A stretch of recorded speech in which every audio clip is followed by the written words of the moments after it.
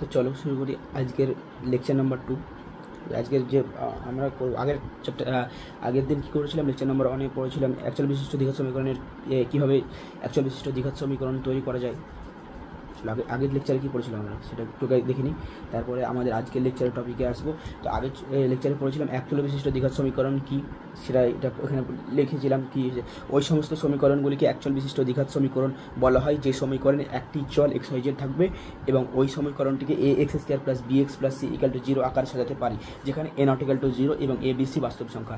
আর তারপর জেনেছিলাম বাস্তব সংখ্যা কী, বাস্তব সংখ্যা 0 থেকে +1 +1 2 +3 2 প্লাস ইনফিনিট এবং -1 টু মাইনাস ইনফিনিট, এটা হচ্ছে বাস্তব সংখ্যা, এটা জেনেছিলাম। এবং আমরা করেছিলাম এই যে অঙ্কটা সলভ করেছিলাম, এক্সাম্পল নাম্বার 1, এক্সাম্পল নাম্বার 2 এবং এক্সাম্পল নাম্বার 3, এগুলো সলভ করেছিলাম। এখানে এরা তো আমাদেরকে সমীকরণ তৈরি করা বলেছিল, তো আমরা প্রথমে সমীকরণ তৈরি করা শিখেছিলাম এবং সেই সমীকরণটা সমাধানও করেছিলাম এই জন্য, কারণ যদি এক্সামে চলে আসে তাহলে যেন আমরা ওটা করতে পারি, তাই তো। তবে হ্যাঁ 2, 3 করেছিলাম, তারপরে আমরা করেছিলাম 2 নম্বর পেজে, চলো আগে এই যে প্রয়োগ অন করেছিলাম। প্রয়োগ অনে 1, 2, 3, 4, 5 5টা অঙ্ক ছিল।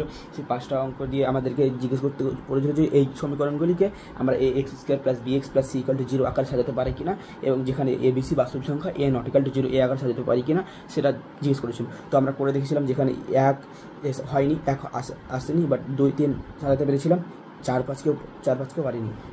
তো এতদূর পর্যন্ত আমরা করেছিলাম, এই যে আগের দিনের মার্ক করা আছে। তো তারপর চলো আজকে যে টপিক, সেখানে আমরা কী করব, আজকে 3 নম্বর পেজ আছে, তোমরা অবশ্যই বই বার করে রাখবে। তো প্রয়োগ নম্বর 2 করব, প্রয়োগ নম্বর 3 করব, তারপরে প্রয়োগ নম্বর 4, 5 আজকে এতটুকু করার চেষ্টা করব। তো চলো এই লেকচার নম্বর 2তে আমরা আমাদের আজকে পড়াশোনা স্টার্ট করি। তো দেখো প্রয়োগ নম্বর 2তে কী বলছে, আমরা নবম ও দশম শ্রেণীর শিক্ষার্থীরা মুখ্যমন্ত্রী ত্রাণ তহবিলে 1824 টাকা জমা দিয়েছি। নবম ও দশম শ্রেণীর শিক্ষার্থীরা কী বলছে, মুখ্যমন্ত্রী ত্রাণ তহবিলে 1824 টাকা জমা দিয়েছি। নবম ও দশম শ্রেণীর শিক্ষার্থীরা মুখ্যমন্ত্রী ত্রাণ তহবিলে 1824 টাকা জমা দিয়েছি। টোটাল নবম ও দশম শ্রেণী মিলিয়ে টোটাল 1824 টাকা জমা দেওয়া হয়েছে। যে কি নবম কোনো একটা স্কুলে নবম ও দশম শ্রেণীর শিক্ষার্থী আছে, যেখানে মুখ্যমন্ত্রীর একটা ত্রাণ তহবিল হবে, সেটার জন্য টোটাল 1824 টাকা জমা দিয়েছে। তো চাঁদা হিসেবে দশম ও নবম শ্রেণীর প্রত্যেক শিক্ষার্থী যথাক্রমে তাদের শ্রেণীর শিক্ষার্থীদের সংখ্যার সমান 50 পয়সা ও 1 টাকা, দশমরা সমান 50 পয়সা এবং নবমরা সমান 1 টাকা করে দিয়েছি।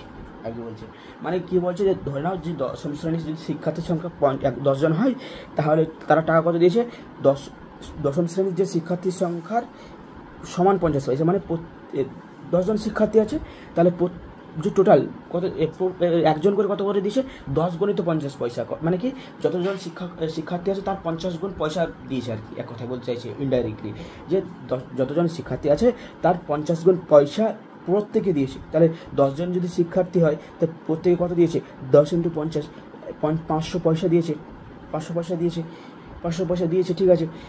এবং এটা কি প্রত্যেকে 500 পয়সা দিয়েছে, 500 পয়সা মানে কি 5 টাকা দিয়েছে, অর্থাৎ প্রত্যেকে 5 টাকা দিয়েছে। আর যদি বলি 10 জন শিক্ষার্থী ছিল, তাহলে সবাই মিলে কত দিয়েছে, তাহলে প্রত্যেকে যদি 5 জন 5 টাকা করে দেয়, তাহলে 10 জনে মিলে কত দিয়েছে, তো 50 টাকা। মানে এক কথায় কী পেলাম, দেখো 10 জন শিক্ষার্থী ছিল, 50 পয়সা করে দিয়েছে প্রত্যেকে, তাহলে আর 10 জনের কত দিয়েছে, 500 পয়সা, আর গণিত 10 টোটাল, এটা তাহলে এটা করলে 500 পয়সা পাবো, 100 পয়সা দিয়ে ভাগ করলে 5 টাকা পেয়ে যাবো, তাই তো। এটা এরকম, তো এখানে সেরকম করবো। আবার কি বলেছে, নবম শ্রেণীর প্রত্যেক শিক্ষার্থীরা 1 টাকা করে দিয়েছে। ধরে নাও নবম শ্রেণীর শিক্ষার্থীর সংখ্যা আছে 20 জন, তো প্রত্যেকে কত দিবে, 20 × 1 প্রত্যেকে দিবে, মানে ওই সেমভাবেই মানে প্রত্যেকে সমান 1 টাকা করে দিয়েছে, মানে যতজন টোটাল আছে তার মানে 1 টাকা গুণ করলে যত টাকা আসবে প্রত্যেকে দিয়েছে ওটা। এবার তাহলে টোটাল সংখ্যা আছে কত, 20 জন জিজ্ঞেস করেছি, 20 × 1 প্রত্যেকে 20 টাকা করে দেয়, ইন্টু 20 জন মানে 400 টাকা দিয়েছে, তাই না।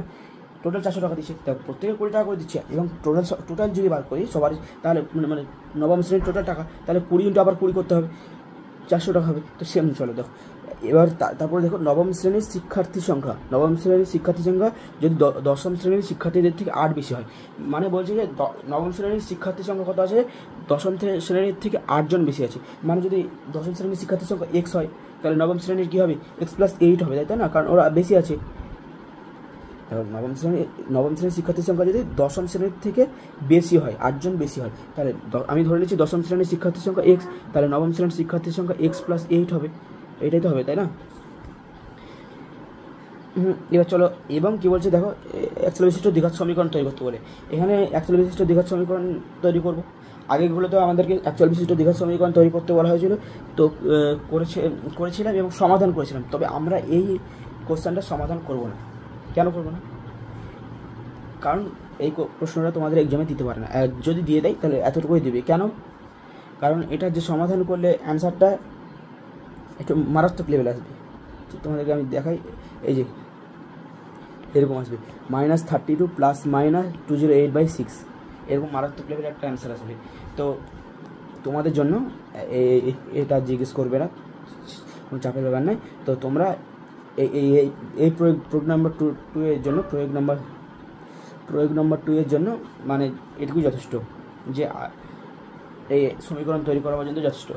যদি দেয় এক্সামে তো এই দ্বিঘাত সমীকরণটা তৈরি করতেই দেবে। তো চলো দেখি, আমি ধরে নিচ্ছি যে মনে করি দশম শ্রেণীর শিক্ষার্থীর সংখ্যা 1 জন, ঠিক আছে। তো নবম শ্রেণীর শিক্ষার্থীর সংখ্যা কত হবে, x+8, আগেই বলেছিলাম। নবম শ্রেণীর শিক্ষার্থীর সংখ্যা যদি দশম শ্রেণীর শিক্ষার্থীর সংখ্যা থেকে 8 জন বেশি হয়, এটাই বলেছি। তো নবম শ্রেণীর শিক্ষার্থীর সংখ্যা দশম শ্রেণীর থেকে 8 জন বেশি, তো দশম শ্রেণীর যদি x হয়, তাহলে নবম শ্রেণীর কত হবে, x+8, ঠিক আছে। এবার বলছি দেখো, নবম শ্রেণীর শিক্ষার্থীরা টোটাল টাকা দিয়েছে কত, মানে দেখো প্রথমে প্রত্যেকজন কত দিয়েছে, প্রত্যেকজন কত হবে, যদি নবম শ্রেণীর শিক্ষার্থীর সংখ্যা x+8 জন হয়, তো প্রত্যেকে দিয়েছে x+8 × 1, x+8 × 1 টাকা করে, এটাই বলেছিলাম। প্রত্যেকে এই যে হিসাব, প্রত্যেক শিক্ষার্থী দশম শ্রেণীর সমান 50 পয়সা এবং নবম শ্রেণীর 1 টাকা করে দিয়েছে, 1 টাকা করে সমান 1 টাকা। তো x+8 × 1, এবং টোটাল সবাই কত দিয়েছে, x+8 × 1 ইন্টু আবার যতজন আসে ততজনের গুণ করে দেবো, তাহলে x+8 × 1 প্লাস ইন্টু x+8, তাহলে কী হবে, x+8 তার হোল স্কয়ার। দশম শ্রেণীর শিক্ষার্থীরা দিয়েছে x × 50, দেখো সেম একজন শিক্ষার্থী আছে 50 পয়সা করে প্রত্যেকে দিয়েছে, তো x × 50 প্রত্যেকে এটা দিয়েছে, এবং টোটাল সংখ্যা কত, x × 50 × x, কিন্তু পয়সা হবে কেন, এখানে 50 পয়সা আছে আর এখানে টাকা ছিল, 1 টাকা ছিল। তো x × 50, দেখো এবার পয়সাকে টাকা করতে গেলে কী হয়, 100 দিয়ে ভাগ করতে হয়, তো 50/100 ভাগ করলে 2 হবে, x × 1/2 × x টাকা করে দিয়েছে, তো x × x² 2, বুঝতে পারছো আশা করি। আবার বলে দিই, চলো আবার বলে দিই এখানে, কারণ আমি লিখছি না, সেই জন্য আবার বলে দিই। তো আমি ধরে নিচ্ছি দশম শ্রেণীর শিক্ষার্থীর সংখ্যা কত, x, তো নবম শ্রেণী কত হবে, দশম শ্রেণীর ঠিক 8 জন বেশি, তো x+8 জন, এতটুকু বুঝতে পারলে। তারপর নবম শ্রেণীর শিক্ষার্থীরা দিয়েছে, দেখো নবম শ্রেণীর প্রত্যেক শিক্ষার্থীরা কত দিয়েছে, এটাকে বোঝার চেষ্টা করো। প্রত্যেক শিক্ষার্থী দিয়েছে কত, যে প্রত্যেক শিক্ষার্থী এরকম দেবে যে যতজন টোটাল ছাত্র সংখ্যা আছে তার 1 টাকা গুণ, মানে সমান 1 টাকা বলতে ওটাই বলতে চাইছে যে সমান 1 টাকা গুণ, মানে 10 জন থাকলে 10 × 1, তো এখানে x+8 আছে, তো x+8 × 1, এটা প্রত্যেকে দিয়েছে। এবার যদি বলি 10 জন 10 টাকা করে দেয়, তাহলে কত হবে, 10 × 10 100 টাকা। সো x+8 জন x+8 × 1 টাকা করে টাকা দিয়েছে, তাহলে কী করবো, x+8কে x+8 × 1 এর সময় গুণ করে দিলাম, তো ওটা গুণ করলে x+8 তার হোল স্কয়ার চলে আসলো। তারপর দশম শ্রেণীর শিক্ষার্থীরা সেমভাবে, দেখো ওরা x জন আছে 50 পয়সা করে দিয়েছে, তাহলে প্রত্যেকে কত দিয়েছে, x × 50 পয়সা ইন্টু x, তো এটা হলো। এবার এটাকে আমরা এটা যেহেতু টাকাতে নিয়ে এসেছি, তো এই টাকা আমরা টাকাতে করে নিচ্ছি, তো পয়সাকে টাকা করতে হলে কী হয়, 100 দিয়ে ভাগ করতে হয়, x × 1/2, কী করে আসলে x/100 করলে 50/2, 1/2, x × 1/2 × x, তো x² 2 টাকা, এতটুকু হলো, এতটুকু বুঝতে পারলে। এবার দেখো এইটা হচ্ছে নবম শ্রেণীর টোটাল টাকা দিয়েছে, এটা দশম শ্রেণীর টোটাল টাকা দিয়েছে, তাহলে এটা যোগ করলে তো টোটাল টাকা যেটা দান করেছিল সেটা পেয়ে যাবো 1824 টাকা। তাহলে দেখো x² 2 প্লাস x+8 তার হোল স্কয়ার = 1824 হলো। তারপর কী করছি, এখানে দেখো লসাগু করলাম, নিয়ে 2 আসলো, 2 এই যে 2 আসলো, তো 2 একে 2 থাকলে তার x², এখানে নিচে কিছু মানে 1 আছে, 2 একে 2 দিয়ে গুণ করে দেবো, 2 × x+8 তার হোল স্কয়ার, এটা 1824 আসলো, ঠিক আছে। এবার তারপরে দেখো কী বললাম, x², এইটুকু ক্যালকুলেশন চলো আমি করে দেখো, এখানে x² 2 প্লাস x+8 তার হোল স্কয়ার = 1824, বা x² লসাগু 2 হলো, 2 একে 2, তো 2 একে 2, তাহলে এক্স স্কোয়ারই থাকলো, এখানে কিছু নেই মানে 1 আছে, 2 একে 2, 2 গুণ হয়ে যাবে, এক্স প্লাস 8 তার হোল স্কোয়ার ইকুয়াল টু 1824, এটা হলো। বা এক্স স্কোয়ার এটা যা থাকবে তাই লিখে দিলাম, 2 ইন্টু এক্স প্লাস 8 তার হোল স্কোয়ার, এটা যা আছে তাই লিখে দিলাম, ইন্টু এটা এদিকে ভাগা আছে তো ওইদিকে গেলে কী হবে, গুণ হয়ে যাবে, 1824 গুণিত 2। এবার এখানে কী আছে দেখো, এখানে কী আছে, এক্স প্লাস 8 তার হোল স্কোয়ার, তো এ প্লাস বি তার হোল স্কোয়ারের ফর্মুলা, এ প্লাস বি তার whole square, a square plus 2ab plus b square, এটা লিখে দিলাম। ঠিক আছে, তারপর চলে আসি, তাহলে বাকিটা এবার লেখার চেষ্টা করি। X square plus 2 into x plus 8 তার হোল স্কোয়ার, তো এক্স স্কোয়ার এ স্কোয়ার, তো এখানে এ যাই কি আছে এক্স, তো এ স্কোয়ার হলো প্লাস 2 ইন্টু এ কে এক্স, বি কে 8 প্লাস বি স্কোয়ার 8 স্কোয়ার হলো ইকুয়াল টু, এটা একটু করে লিখছি, 1824 গুণে 2 করলে কত হবে, 4 দুগুণে 8, 2 দুগুণে 4, 8 দুগুণে 16, 6 হাতে থাকলে 1, 2 দেখে 3, 3648 টাকা, এতটুকু হলো। বা x square 2 into x, 2x square, দেখো 8 দুগুণে 16x, 16x গুণিত 2, তো 32x প্লাস 8 স্কোয়ার করলে কত আসবে, 64, 64 গুণিত 2, 64 গুণিত 2 করলে 4 দুগুণে 8, 16 দুগুণে 32, 328 আসবে, সরি 6 দুগুণে 12, আবার দেখা এটা 64 গুণিত 2, 4 দুগুণে 8, 6 দুগুণে 12, 128, 128 ইকুয়াল টু 3648 হয়ে গেল। 3x স্কোয়ার, এই 2x square plus 2x square, 3x square plus 32x plus 128 minus 3648 equal to 0। বা 3x স্কোয়ার প্লাস 32x, এটা বিয়োগ করলে কত আসবে, মাইনাস 3520 ইকুয়াল টু 0। এখানে দেখো 352 বিয়োগ করলে 3520 আসবে, 3520, কিন্তু এখানে বই আছে 3528, এটা ভুল আছে, এটা প্রিন্টিং মিস্টেক হয়েছে, 3648 থেকে 128 বাদ দিলে 3520 আসবে।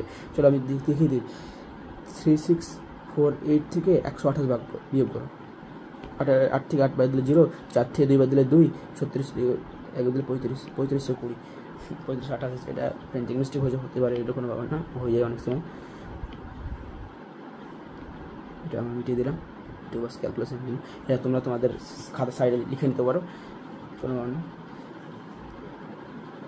তো আমরা কী করলাম, প্রয়োগ নম্বর 1, প্রয়োগ নম্বর 2 করে নিলাম, প্রয়োগ নম্বর 2 আমাদের হয়ে গেল। এখানে আমরা এটা সমাধান করবো না, আমরা এতটুকুই করবো, এতটুকুই আমরা করবো, আমাদের এতটুকুই আমাদের, তো এটাই এখানে দাগ দিয়ে দেবে 1 নং সমীকরণ, যেহেতু আমাদের সমীকরণ তৈরি করতে বলেছে, সমীকরণ তৈরি করলাম, এটা সমাধান করবো না কেন, আমি আগেই বললাম এটার মারাত্মক একটা অ্যান্সার আসবে, -32 প্লাস -208/6, এটা মারাত্মক অ্যান্সার, এত টাফ মানে সমাধান তোমাদেরকে দিবে না, তোমাদের লেভেলে আসবে না, তো সেটা নিয়ে কোনো টেনশন নেই, এটা তোমাদের করার দরকার নেই, তোমরা এতটুকু এই প্রশ্নটার জন্য এতটুকু করলে যথেষ্ট। তো চলো তারপর প্রয়োগ নম্বর 3-তে যাই। প্রয়োগ নম্বর 3-তে কী বলছে দেখি, চলো প্রয়োগ নম্বর 3, একটি আয়তকার ক্ষেত্রের দৈর্ঘ্য প্রস্থের চেয়ে 36 মিটার বেশি, স্বাভাবিক তো দৈর্ঘ্য বেশি হয় প্রস্থের থেকে, এবং সেটা কত বেশি না, তো বলছে প্রস্থের চেয়ে 36 মিটার বেশি, মানে যদি প্রস্থ 10 হয় তো দৈর্ঘ্য কত হবে, 36 + 10 46 হবে, তো যদি প্রস্থ x হয় তো দৈর্ঘ্য কত হবে, x + 36। ক্ষেত্রটির ক্ষেত্রফল 460 বর্গমিটার, এটা বলে দিয়েছি, এখানে মিটার আছে ওখানে।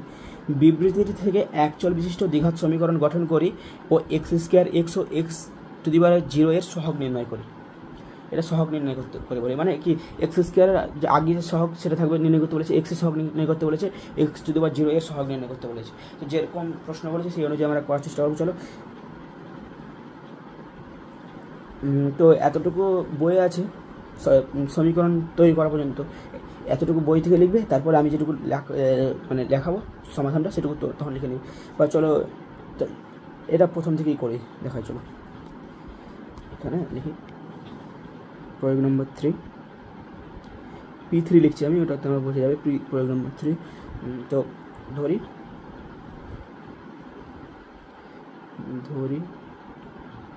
প্রস্থ x মিটার। হ্যাঁ, তাহলে দৈর্ঘ্য কত? অতএব দৈর্ঘ্য ইকুয়াল টু কত হবে? 36 মিটার বেশি, তাহলে x প্লাস 36 মিটার। এত হলো। তো ক্ষেত্রফল অতএব, এবং ক্ষেত্রফল কত হবে তাহলে? দৈর্ঘ্য ইন্টু প্রস্থ। ক্ষেত্রফল মানে আমরা কি জানি? দৈর্ঘ্য ইন্টু প্রস্থ। তাহলে দৈর্ঘ্য x প্লাস 36 ইন্টু প্রস্থ x, এটা হলো তা কী হবে? বর্গ মিটার। মিটারকে ছোটো করে এভাবে লেখা যায়, ঠিক আছে? বর্গ মিটার হয়ে গেল। তাহলে শর্ত অনুসারে এটা যদি ক্ষেত্রফল হয়, আরে বই এখানে কি বলে দিয়েছে যে 460 বর্গ মিটার, তাহলে এটা ইকুয়াল টু ওটা। চলো শর্তানুসারে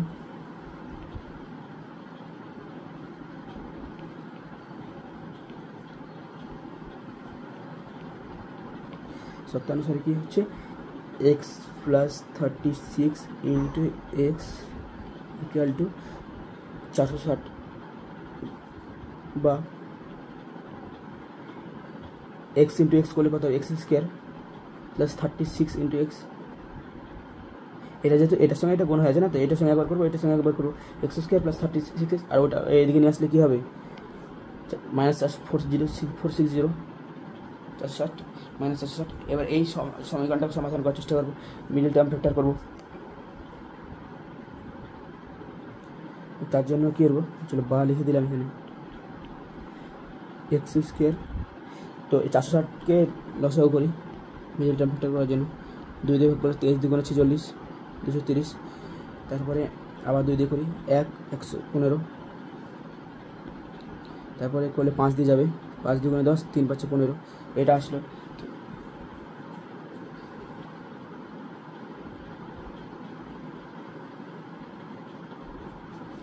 এটা আসলো। ও, আমাদের তো সমাধান করার দরকারই নেই, আমাদের তো এতটুকু দরকার। সরি এতটুকু দরকারই নেই, একটু করবো না। এই যে এতটুকু এসেছে, ফাইনাল কি আসলো? X square plus 36x minus 460 equal to 0। এটা সমীকরণ, এটাকে 1 নং দিতে পারো, এটা লিখতে পারো 1 নং সমীকরণে। চলো এখান থেকে এখানে লিখি 1 নং সমীকরণে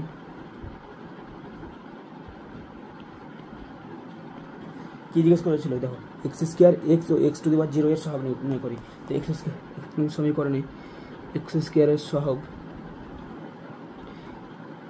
x square comma x to the power 0 এর সহগ যথাক্রমে কি? দেখো এক্স স্কোয়ারের সহগ কি? কিছু না, মানে 1 আছে, 1। এক্সের সহগ কি? 36, আর এক্স টু দি পাওয়ার 0 মানে দেখো এখানে মাইনাস 460, কেন বলো তো? এখানে কিছু নেই, মানে 1 আছে, মাইনাস 460 আছে।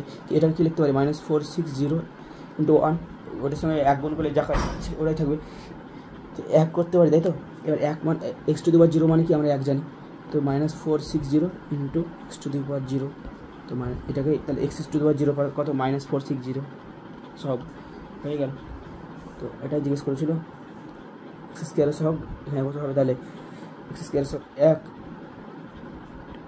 চলো আমরা এটা ভালো করে লিখি। তো 1 নং সমীকরণে এই সমীকরণটা তৈরি হয়ে এসেছে।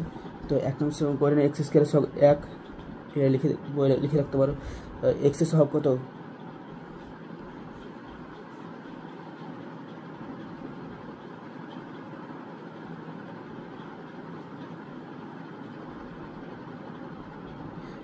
এই যে আমরা এই সমীকরণটা তৈরি করেছি, এই সমীকরণ অনুযায়ী এক্স স্কোয়ারের সহগ কত? 1, এক্সের সহগ কত? 36,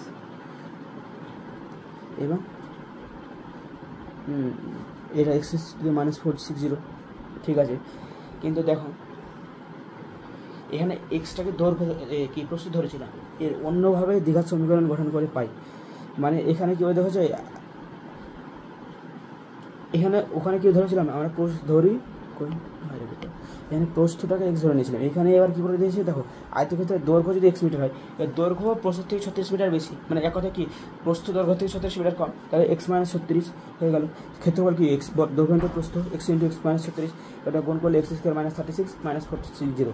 এখানে এক্স মানে আলাদা, ওখানে এক্স মানে আলাদা। এখানকার যে এক্স এটা কী ছিল, এটা প্রস্থ ছিল, আর এখানকার এক্স মানে দৈর্ঘ্য।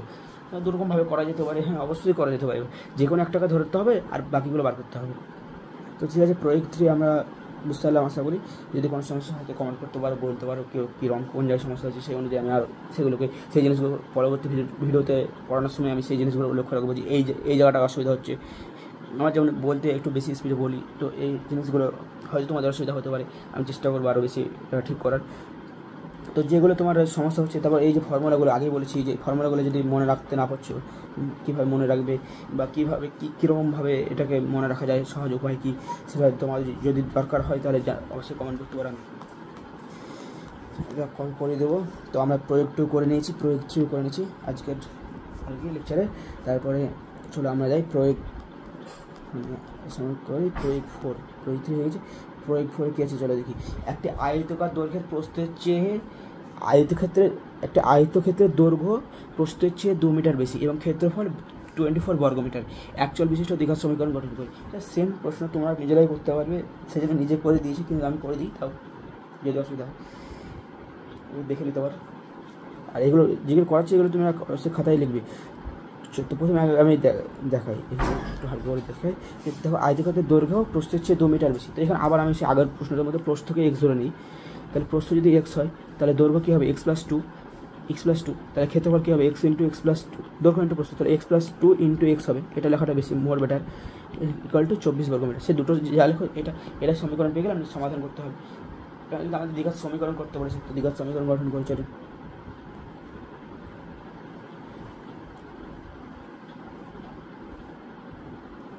তো এখানে চলে লিখি,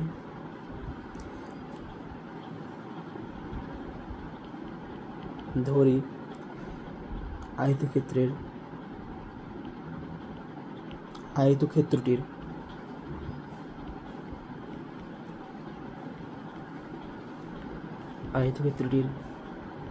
প্রস্থ ইকুয়াল টু এক্স মিটার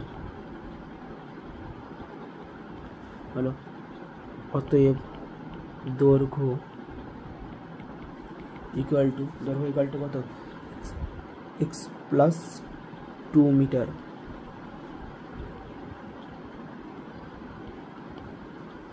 দৈর্ঘ্য ইকুয়াল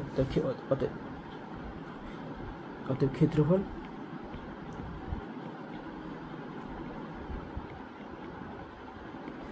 ইকুয়াল টু দৈর্ঘ্য ইন্টু প্রস্থ। এটা তো ফর্মুলাটা আমি বারবার বলে দিচ্ছি, যাতে তোমরা যারা প্রথম শুরু করছো, যে ভাবছো আমরা পারবো কি পারবো না, অনেকেই আছে যে খুব সহজে এগুলো জানো, ভালোভাবে পড়াশোনা করেছি, কিন্তু অনেকে তাদের শুরুটা হয়তো এখান থেকেই করতে চাইছে, তাদের লড়াইটা এখন এখান থেকেই শুরু করতে চাইছে, তাদের জন্য এই জিনিসগুলো একটু টাফ হবে। তো ফর্মুলাগুলো বলে দিলে তাদের জন্য জিনিসটা সহজ হয়ে যাবে। তো তাদের জন্য আমি তো শুধু টপার স্টুডেন্টদের জন্য না, সবার জন্যই জিনিসটা বোঝাচ্ছি, তো যাতে সবারই সুবিধা হয় সেই জন্য ফর্মুলাগুলো লিখে দিয়ে চেষ্টা করবো বেশিরভাগ জায়গাতেই, যাতে তোমাদের সুবিধা হয়। বা অনেকে পড়ার পরে ভুলে যাই, আমরা ভুলে যাই, তো যাতে ভুলে গিয়ে থাকলে এগুলো দেখলে একটু মনে পড়ে যাবে। তো চলো, এটা হলো দৈর্ঘ্য ইন্টু প্রস্থ। দৈর্ঘ্য কী আছে এক্স মিটার, দৈর্ঘ্য হচ্ছে x+2 ইন্টু এক্স, ঠিক আছে। ক্ষেত্রফল যেহেতু তাহলে কী হবে বর্গমিটার হয়ে গেল, বর্গমিটার হলো। তো এটা ক্ষেত্রফল শর্তানুসারে তাহলে কী হবে,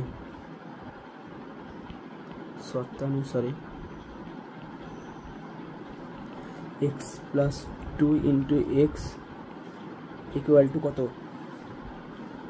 24 বর্গমিটার দেওয়া আছে, 24 হয়ে গেল। এটা ইন্টু আবার, তাহলে এটাকে গুণ করে দিই, চলো x into x x square plus 20x two x, এটাকে এদিকে নিয়ে আসলে -24। বাস বলেছিল এখানে অ্যাকচুয়াল বিশিষ্ট দ্বিঘাত সমীকরণ তৈরি করি, হয়ে গেছে। তো এটার সমাধান করি, চলো আমরা করেই দিই সমাধান। পরের দিন তো কী হয়েছে তো করে দিই। তো 24 লসাগু করি, 12 দুগুণে 24, 6 দুগুণে 12, 3। দেখো এইগুলো সহজ প্রশ্ন আছে, এটা দিতে দিতে পারে, তোমাদের লেভেলে এই প্রশ্ন দিয়ে দিতে পারে। তো সেই জন্য এটা সমাধান করে রাখছি যাতে সুবিধা হয়, বা যদি চলে আসে তো করে দিতে পারো, বাস প্র্যাকটিস। 2x। তো এই সংখ্যাগুলো দিয়ে এমন মানে দুটো সংখ্যা বানাতে হবে যেটা বিয়োগফল 2 আসে। 2 দুগুণে 4, 3 দুগুণে 6, 6 - 4, 4 6 24 হচ্ছে, 6 - 4 করলে 2 আসবে। চলো 6 - 4 করি, মিডিল টার্ম ফ্যাক্টর। তোমরা যদি অন্যভাবে মিডিল টার্ম ফ্যাক্টর করে থাকো বা করো, তাহলে সেই অনুযায়ী করতে পারো। আমি এভাবেই করি, তো এভাবেই তোমাদেরকে আমি জানাচ্ছি, আমাকে এটাই সহজ মনে হয়। x² plus 6x minus 4x minus 24 equal to 0, বা এই দুটো থেকে x কমন আসবে, x কমন নিয়ে নিলাম, x প্লাস 6, x এখান থেকে x কমন নিলে x থাকবে, আর এখান থেকে 6x থেকে x কমন নিলে 6 পড়ে থাকবে। এখানে দুটো থেকে মাইনাস আছে, তো মাইনাস কমন নিলাম, আর এখানে 4 আছে, এখানে 4 6 24 4 আছে, দুদিকে মাইনাস, তাহলে -4 কমন নিলাম। তো এখানে x পড়ে থাকলো, এখানে মাইনাস কমন নিলে প্লাস পড়ে থাকবে, আর 24 থেকে এটা 24 থেকে 4 কমন নিলে 6 পড়ে থাকবে, ইকুয়াল টু 0।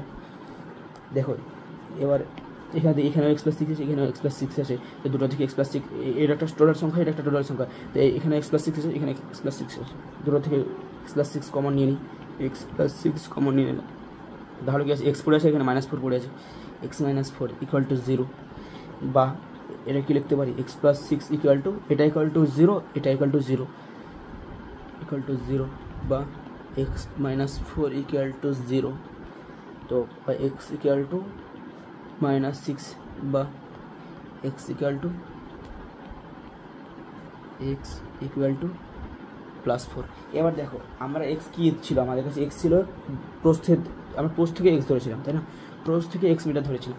এবার এখানে x আসছে -6 আর x ইকুয়াল টু 4।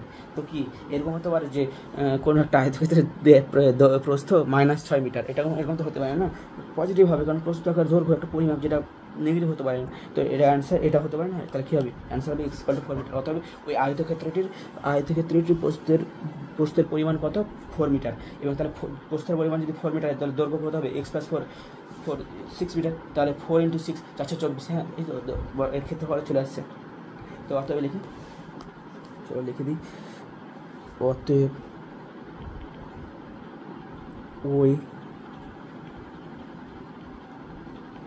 আয়ত ক্ষেত্রটির দৈর্ঘ্য ও প্রস্থ যথাক্রমে কত, এটা যদি প্রস্থ 6 ও 4 মিটার, এতটুকু হয়ে গেল। এইগুলো নোট করবে অবশ্যই, তোমরা নোট করাটা খুবই জরুরি। তারপর চলো আমরা পরের প্রশ্নতে চলে যাবো।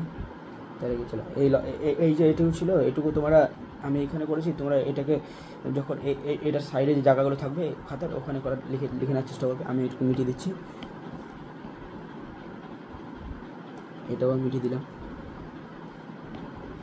চলো তারপর আমরা প্রয়োগ 5-এ চলে যাই।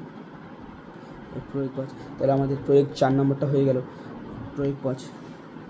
তো আমরা কি দেখি, আমি x³ - 4x² - x + 1 = x + 2³ সমীকরণটিকে সাধারণ দ্বিঘাত সমীকরণ রূপে প্রকাশ করি, যেখানে x² x ও x⁴ এর সহগ লিখি। এই সমীকরণটাকে মানে বলছে একটা দ্বিঘাত সমীকরণ, যে সাধারণ দ্বিঘাত সমীকরণ হয় কি ax² + bx + c = 0 ওই আকারে সাজায়, এবং তার সেখানে x² এর সহগ, x এর সহগ, x⁴ এর সহগ নির্ণয় করি। চলো আমরা এটা ডাইরেক্ট একদম সমাধান করবো। প্রথমে আমরা এটাকে লিখে নিই, x³ - 4x² - x + 1 = 1। আমরা এই নতুন পেজে যাই, এখানে করে কী ছিল, x³ - 4x² x³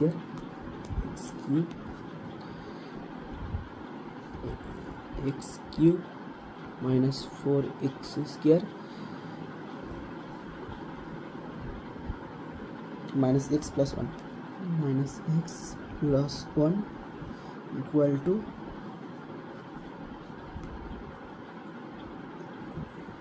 x plus two তার হোল কিউব।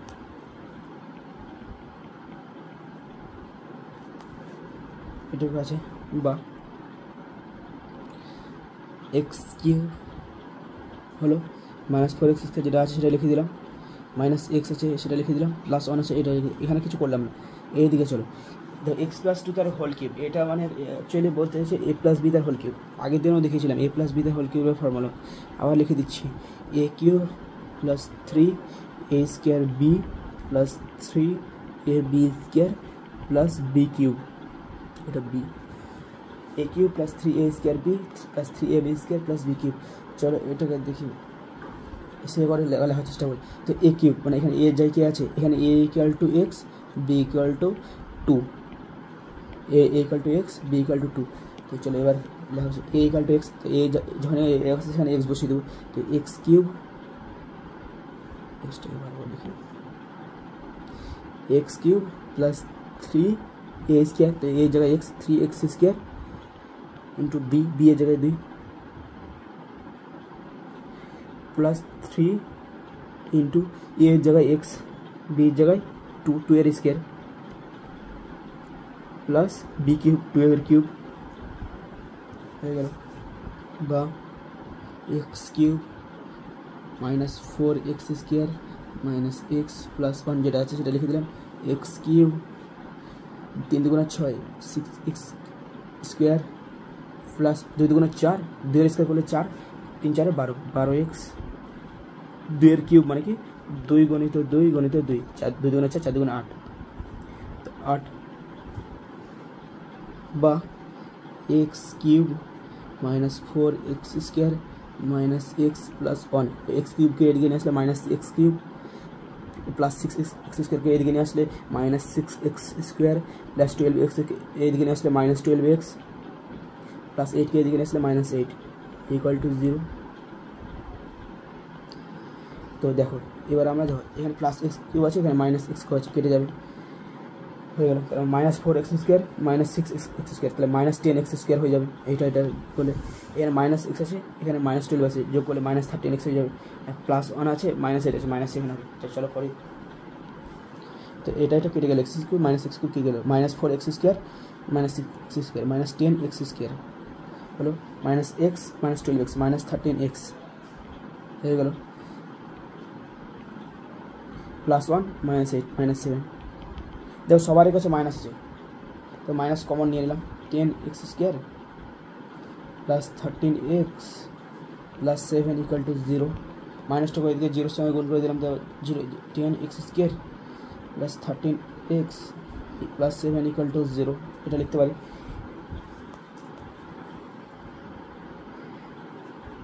এটা হয়ে গেল।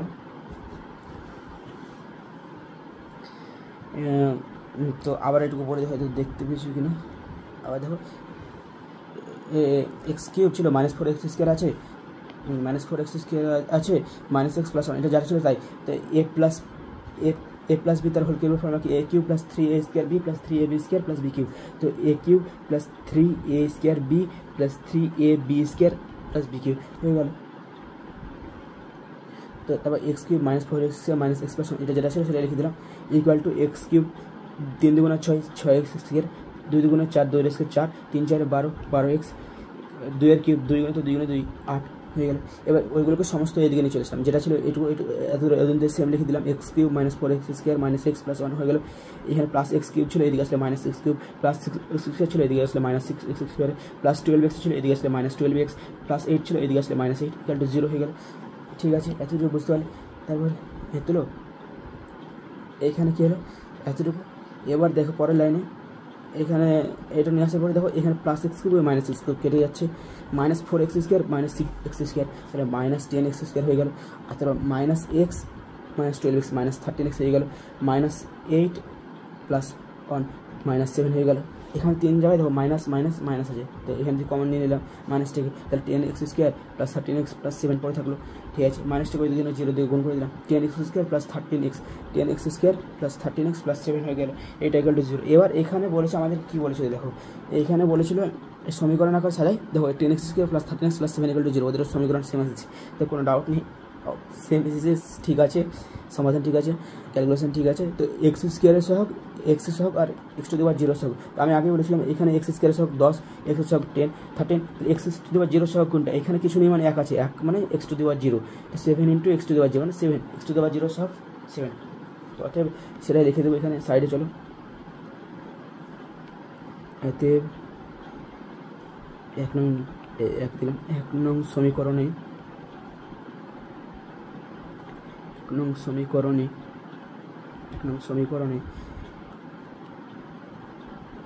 x² সহগ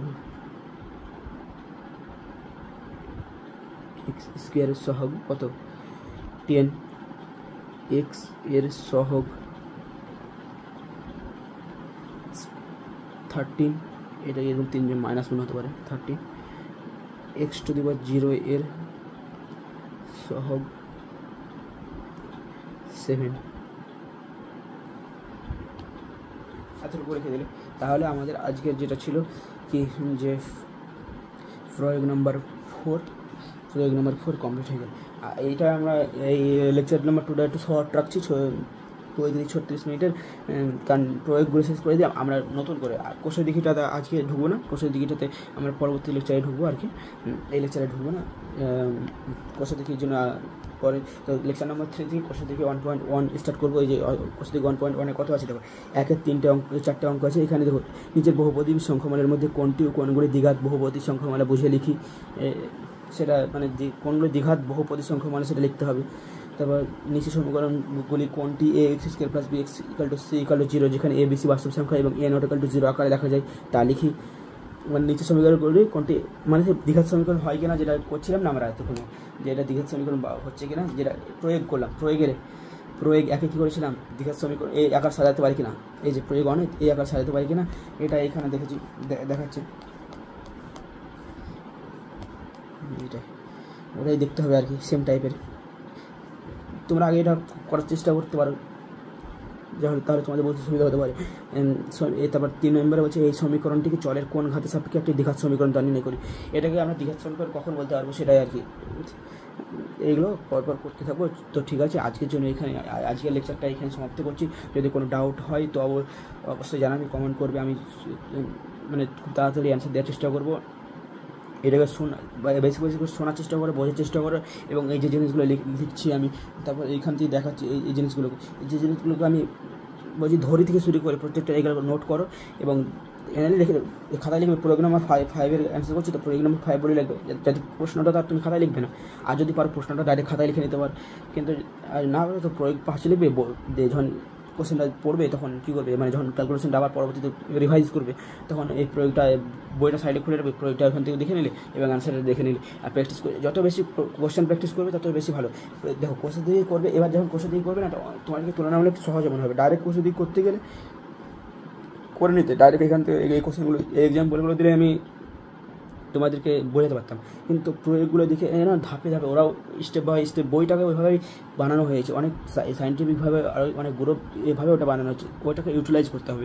এটা এভাবে স্টেপ বাই স্টেপ করতে থাকলে তোমার মধ্যে একটা ফটোগ্রাফিক মেমোরি তৈরি হবে, তারপর বুঝতে সুবিধা হবে, কনসেপ্ট বিল্ড আপ হবে, যেটা তুমি সহজে